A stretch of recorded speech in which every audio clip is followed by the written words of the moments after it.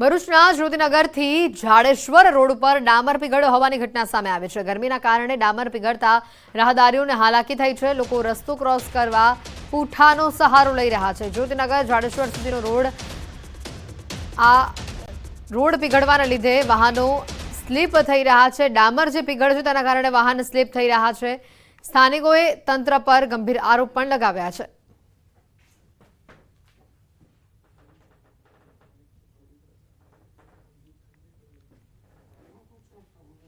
તો આખરી ગરમીના કારણે સાબરકાંઠામાં કાકડી અને દૂધીના પાકને ભારે નુકસાન થયું છે। સાબરકાંઠાના તખતગઢ ગામે ખેડૂતોએ દૂધી અને કાકડીનું વાવેતર મોટા પ્રમાણમાં કર્યું અને આ વખતે સાબરકાંઠામાં 44 ડિગ્રીને પાર તાપમાન પહોંચ્યું, જેથી બધો જ પાકનો સોથ વળી ગયો છે।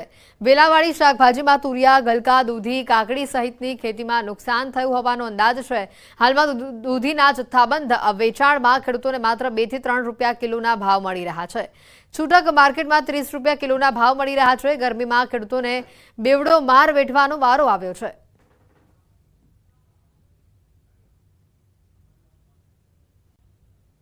મેં 2 વીઘા દૂધીનું વાવેતર કરેલું છે, દૂધી અને કાકડીનું। અને અત્યારે ગરમીના કારણે મારે ફ્લાવરિંગ બધું ખરી જાય છે। સતત પાણી ચાલુ રાખ્યું છે અને માર્કેટમાં પણ હવે અત્યારે ભાવ મળતા નથી, એટલે મારે ખર્ચા બધા તૂટે છે। મેં કાકડી અને દૂધીનું વાવેતર કર્યું છે। અત્યારે ગરમીના હિસાબે ફળ બેસે છે પણ તે ખરી જાય છે, બહુ મોટું થતું નથી। અને જે કોક દૂધી થાય છે હું માર્કેટમાં વેચવા જાઉં છું તો મને 2 થી 3 રૂપિયા જ ભાવ મળે છે કિલોના। ને કાકડી ગરમીના હિસાબે કાકડી બગડી ગઈ, જે ફળ બગડી ગયું અને અત્યારે મેં કાપવાનું ચાલુ કરી દીધી છે કાકડી। સાબરકાંઠા જિલ્લો ખાસ કરીને શાકભાજીનું વધુ ઉત્પાદન કરતો હોય છે। ટામેટા હોય, ફુલાવર કોબીજ હોય કે વેલાવાળી શાકભાજી હોય, પરંતુ હા જે અસહ્ય ગરમી પડી છે, અસહ્ય ગરમીના કારણે જે ફૂલ છે ફૂલ પડી જાય છે। ફૂલ ન બેસવાના કારણે પાકમાં ઉતારો આવતો નથી। તમે દ્રશ્યોમાં જોઈ શકો છો તે પ્રમાણે હાલ જે કાકડી છે તે કાકડીનો જે પૂરતો બેસવો જોઈએ એ રીતે બેસતી નથી, કાકડી પણ બગડી જતી હોય છે। તો સાથે એના કારણે ખેડૂતે કંટાળીને આ કાકડીના વેલા છે કાઢી નાખવાનું શરૂ કર્યું છે। અત્યારે હાલ જે કાકડીનો જે પાક છે હજુ તો ગરમી ના પડી હોત તો વધુ ઉત્પાદન મળી શકે, પરંતુ જે ગરમી પડવાના કારણે જે વેલા છે વેલા પણ બગડી ગયા છે। તો આ ઉપરાંત જે ઉત્પાદન છે તે ઉત્પાદન પણ પૂરતું મળતું નથી, તેના કારણે ખેડૂતોને નુકસાન થઈ રહ્યું છે। આ ઉપરાંત વેલાવાળી શાકભાજીમાં ગલકા, દૂધી સહિતના જે પાક છે એમાં પણ આ જ પરિસ્થિતિ ઊભી થઈ છે, જેના કારણે ખેડૂતોને જે પૂરતું ઉત્પાદન મળવું જોઈએ તે મળતું નથી। દૂધીના પાક છે, દૂધીના પાકમાં પણ અત્યારે હાલ ખેડૂતોની પરિસ્થિતિ એવી છે કે દૂધીના ફૂલ ખરી પડે છે તો જે ફળ બેસવું જોઈએ, ફળની સાઈઝ આટલી જ હોય છે, નાની સાઈઝના કારણે તેનો વિકાસ થતો નથી। એના કારણે જે વધુ પડતી ગરમીના કારણે આ પ્રકારની પરિસ્થિતિ ઊભી થઈ છે અને ખેડૂતોને જે ખર્ચ કરે છે એ પણ મોંઘું પડી રહ્યું છે। ઈશાન પરમાર, ન્યૂઝ 18 ગુજરાતી, સાબરકાંઠા। અંબાજી મંદિરમાં વિનામૂલ્યે છાશ વિતરણ કરવામાં આવ્યું। ગરમીના પ્રકોપને લઈને ભક્તો માટે છાશ વિતરણ કરવામાં આવ્યું। ભક્તો દર્શન બાદ છાશનો લાભ લઈ રહ્યા છે। ગરમી રહેશે ત્યાં સુધી છાશ વિતરણ અહીંયા ચાલુ રહેશે અને આગામી દિવસોમાં પણ જ્યાં સુધી ગરમી રહેશે ત્યાં સુધી આપણે વિતરણ છાશનું ચાલુ રાખવાના છીએ। સાથે સાથે એનાથી સનસ્ટ્રોક વગેરે ઓછું લાગે અને લોકોને રાહત મળે। સાથે સાથે થોડા દિવસ પહેલા 2-1 દિવસ પહેલા આપણે દરેક આજે આવતા ગરમીના બચવા માટે દરેકને આપણે ORSના પેકેટ ORS પણ આપ્યા હતા। વડોદરાથી સમાચાર આવી રહ્યા છે। MJBCLનો મોટો છબરડો સામે આવ્યો છે। ગ્રાહકને 13.45 લાખનું બિલનો મેસેજ આવ્યો। સ્માર્ટ મીટર લગાવ્યા બાદ બીજો આ છબરડો સામે આવ્યો છે। જેલપુર રોડ ઉપર રહેતા પરિવારને આ બિલ આવ્યું છે। વીજ કચેરીએ રજૂઆત માટે આ પરિવાર પહોંચ્યો છે।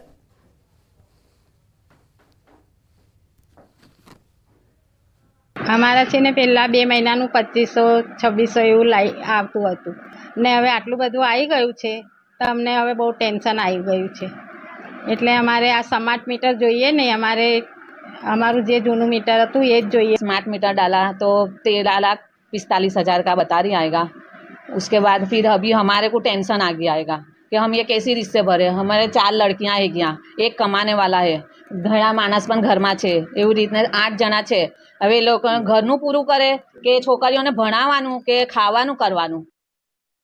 છોટાઉદેપુરથી માહિતી। જોખમી સવારીનો આ વિડીયો હાલ વાયરલ થઈ રહ્યું છે। બોડેલીમાં વાહનમાં ઓવરલોડ ભરવામાં આવ્યો।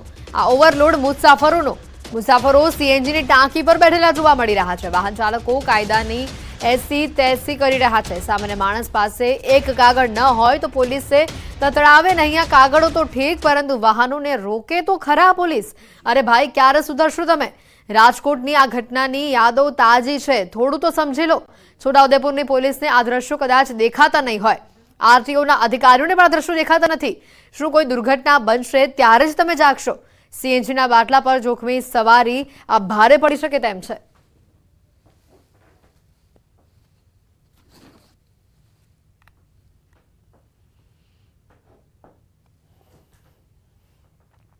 છોટાઉદેપુરના નસવાડી તાલુકામાં એમજીવીસીએલની બેદરકારી સામે આવી છે। નસવાડી તાલુકાના ગ્રામ્ય વિસ્તારોમાં ખેતરોમાં વીજપોલ તદ્દન નમેલી હાલતમાં જોવા મળ્યા, જે કોઈ પણ સમય ધરાશાયી થઈ શકે તેમ છે, અને જેના કારણે કોઈ દુર્ઘટના સર્જાય તો જવાબદાર કોણ, તે સૌથી મોટો સવાલ છે। નમી પડેલા વીજપોલના કારણે ખેડૂતોના જીવ પણ જોખમમાં મુકાયા છે। ચોમાસાના સમયે ખેતરમાં કામ કરતા ખેડૂતો માટે જીવ જોખમાય તેવી સ્થિતિ સર્જાઈ છે। તો આ ઘટનાને લઈને જવાબદાર કોણ, તે એક સવાલ છે। ગામજનોએ અનેકવાર રજૂઆત કરી છતાં પણ તંત્રની બેદરકારી સામે આવી રહી છે। નમી ગયેલા વીજપોલ સીધા કરવામાં આવે અને જાડી ઝાખરા દૂર કરવામાં આવે તેવી માંગ ઉઠી છે।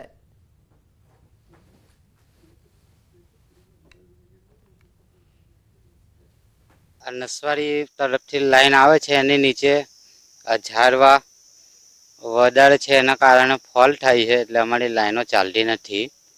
જોખમ તો છે, જવાની એ બીક લાગે, પણ શું કરવાનું? તકલીફ એટલી જ છે કે ઝાડવા વાયડી અડી જ જશે અને કોઈ શોર્ટ સર્કિટ થાય તો ઉપાડી છે। ખેડૂતો અવડે આવે, ખેતીનો ટાઈમ આવ્યો બરાબર છે, અને ઝાડવા ઉપર લાઈન ઉપર અડી ગયેલા છે, અને માણસો તકેદારી રાખતા નથી। આ વિદ્યુત બોર્ડવાળા, વીજ કંપનીવાળા, એને જરા તકેદારી લેવું જોઈએ, ઝાડવા કપાવવા જોઈએ, અડી ગયેલા છે।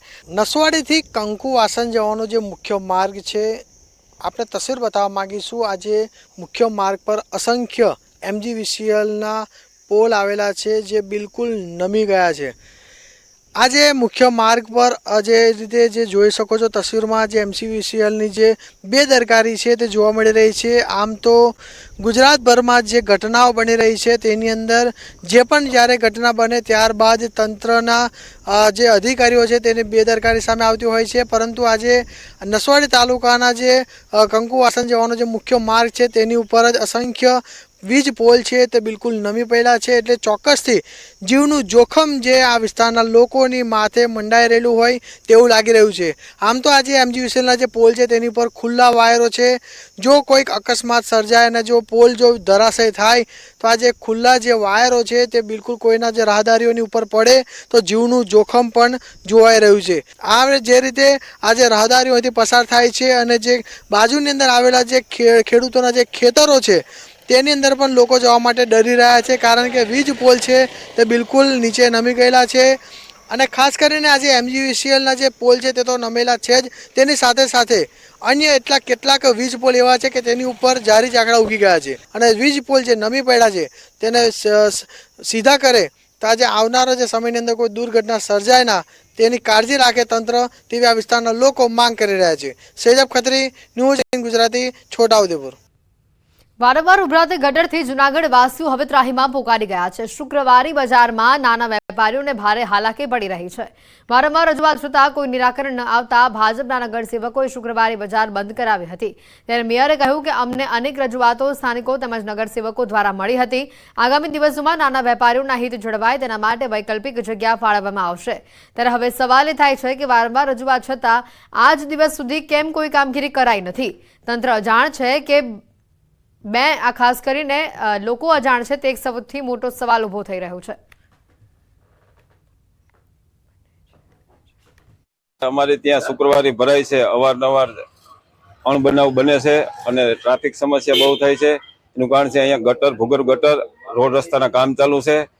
શુક્રવારે જે માથાકૂટ થઈ હતી એના અનુસંધાને અમે કમિશનરશ્રીને લેખિતમાં રજૂઆત, મેયરશ્રીને લેખિતમાં રજૂઆત, દબાણ શાખામાં રજૂઆત કરેલ, અને આજ રોજ ફરી શુક્રવારે ભરાઈ ગયેલ હતી તો અમે ચારે કોર્પોરેટર સાથે રહી અને અમારી ટીમ સાથે રહી અને શુક્રવારે બંધ કરાવેલ છે। દોલતપરામાં જે શુક્રવારે બજાર ભરાઈ રહી હતી તે આજે બંધ કરેલી છે, કારણ કે ત્યાંના રહીશો અને સ્થાનિક લોકોનું આવેદન જે કમિશનરે અને મારી પાસે આપી ગયા હતા, અને જે ટ્રાફિકની સમસ્યા હતી તેના લીધે આજે બંધ કરવામાં આવી છે। પરંતુ આગામી દિવસોમાં આ જે નાના વેપારીઓ છે તે વેપાર ધંધો કરતા હોય છે અને પોતાનું રોજગાર ચલાવતા હોય છે, તો એમના માટે કોઈ એવી વૈકલ્પિક જગ્યા મળી જાય એટલે ફરીવાર આ શુક્રવારી બજાર કોઈ પણ સારી જગ્યાએ ચાલુ કરવામાં આવશે.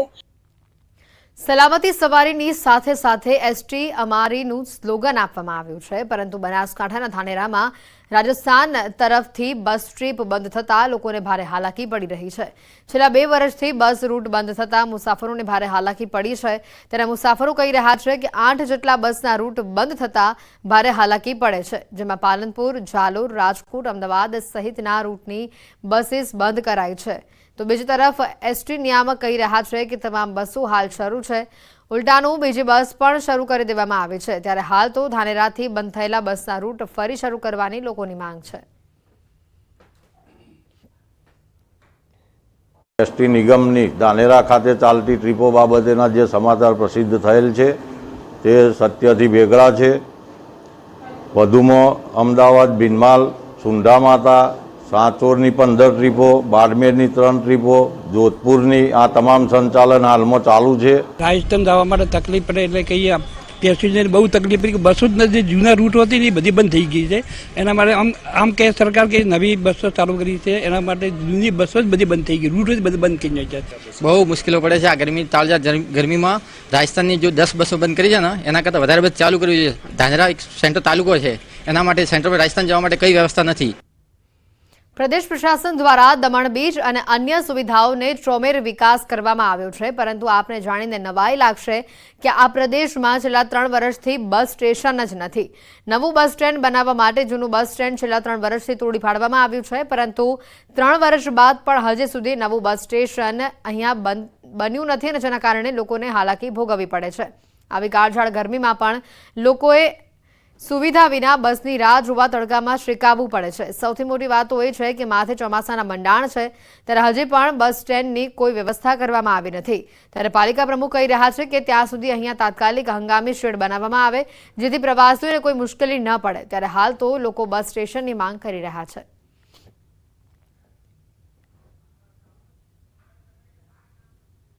પરંતુ જે આ સુવિધા છે, જે શેડ નાખવાની, તે હું કલેક્ટરને રજૂઆત કરીને એ શેડ આપણે નખાવીએ અને ટોયલેટનો બંદોબસ્ત, એ 2 ચીજનો આપણે તાત્કાલિક કરીએ.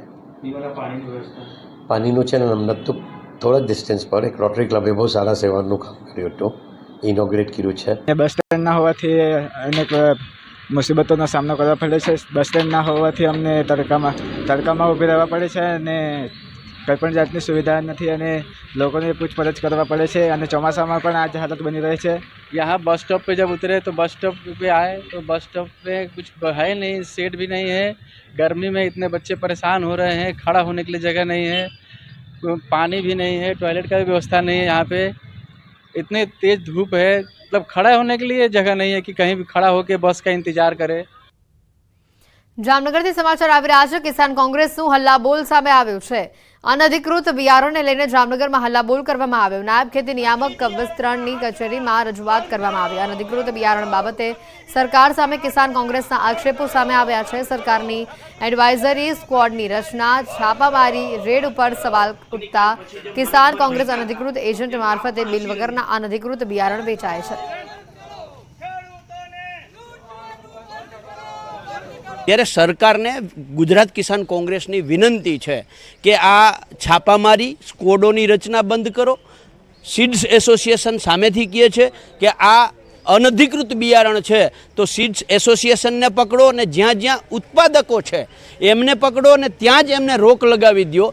ગુમડામાં રોજ આપણે સર્જરી કરીએ એનો કોઈ મતલબ નથી, પણ એને જો ઓપરેશન કરી અને એને એક ધડમૂળમાં સાફ કરવામાં આવે તો પરિણામ મળે. બિલકુલ, આપણે રાજ્ય સરકાર અને અમારો કૃષિ વિભાગ આ બાબતે સતત પ્રયત્નશીલ છે. રાજ્ય સરકાર એમણે જ કીધું એમ અમે 19 ટીમોની આંતર જિલ્લા સ્કોડની રચના કરવામાં આવી. આ ઉપરાંત રેગ્યુલરલી પણ અમારા ઇન્સ્પેક્ટરો ફિલ્ડમાં જાય છે, નમૂનાઓ લેવાય છે. અત્યાર સુધીમાં આપણે જ આ કોટનની વેરાયટી છે એના લગભગ 156 જેટલા નમૂનાઓ લઈ અને લેબોરેટરીમાં મોકલી આપી છે. દાહોદમાં નકલી કચેરી બાદ જમીનના નકલી હુકમો સામે આવ્યા છે. ભૂમિયાઓ દ્વારા જમીનના એનેના નકલી હુકમો બનાવાયા છે. જમીન એને કરી પ્લોટિંગ કરી વેચાણ પણ અહીંયા થઈ ગયું છે. પ્રાંત અધિકારી અને ડીડીઓ કચેરી વતી પોલીસ ફરિયાદ નોંધાઈ છે. પોલીસે શૈશવ પરીખ, જકરિયા અને હારૂન એમ 3 લોકોની ધરપકડ કરી છે. દાહોદ એ ડિવિઝન અને B ડિવિઝન પોલીસ મથક એમ 2 અલગ અલગ ફરિયાદ દાખલ કરાઈ છે. બંને ફરિયાદમાં શૈશવ પરીખ કોમન આરોપી સામે આવ્યો છે. પોલીસ તપાસમાં વધુ નામ બહાર આવવાની શક્યતા છે.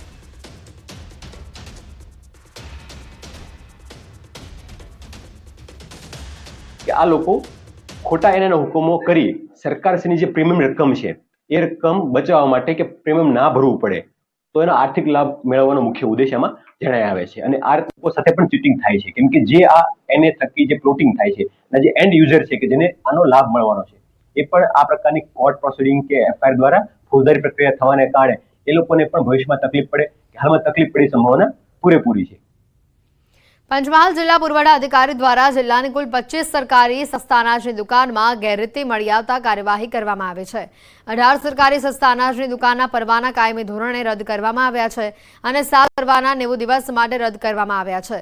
આ ઉપરાંત દુકાનદારો પાસેથી 37 લાખ કરતાં વધુ રકમનો દંડ પણ લેવામાં આવ્યો છે.